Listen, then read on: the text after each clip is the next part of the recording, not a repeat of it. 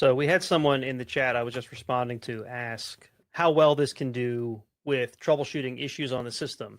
And I said, we had that example earlier where we had passed the login, and they said, no, specifically like if I just ask it, I have an error in my satellite after an upgrade. What's the root cause? Can you make a script to fix that? And the answer is unfortunately no. Like it can't go and identify problems for you. You have to do the work to at least figure out where's the error in my log. And then you can pass that log into the command line assistant and say, I'm getting this error in my satellite log, can you help me fix it? And then it'll using our knowledge base entries, hopefully be able to identify a knowledge base article or something that can help you resolve that problem. So it's not quite to the level of, hey, fix my problem, I'm going to go get some coffee.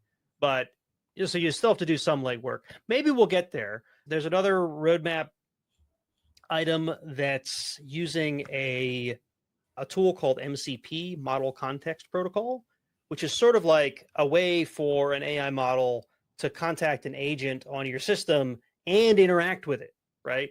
So there could be a day where the command line assistant can optionally interact with the system that it's running on, or maybe even another system on your network.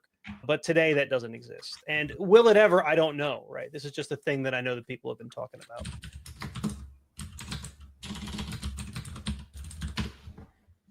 So the other thing I've done in that vein, though, is not ask it how to fix it, but I've done things like sent it an error message and said, what does this mean? Usually gets me a pretty good description of what that error is. The other thing I've seen people do, realize that this is the RHEL command line assistant. Right. And so it's really good at RHEL things. Yeah. I had somebody at Red Hat, they were like, make me an Ansible playbook to do this pile of things. And then they were very disappointed in the output because the things they were asking for were not RHEL system role things. Right. They were like generic Ansible tasks that the person wanted. And Ansible actually has its own AI assistant for doing that stuff, and therefore was not included in the training materials for RHEL. So right. Notice when I asked it in the earlier example, specifically, use a RHEL system role to do this thing. I knew it would generate Ansible, but I didn't ask it for Ansible. I asked it specifically for the RHEL system role output.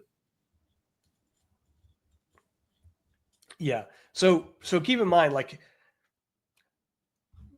what we've done is gone out of our way to make it good at RHEL stuff. Maybe not all system administration stuff. Maybe not other people's product stuff. Maybe not other software available in the open source space stuff. It's good at RHEL stuff. All right. I think that runs us off our list of. I think it does. And we're almost at 1 o'clock.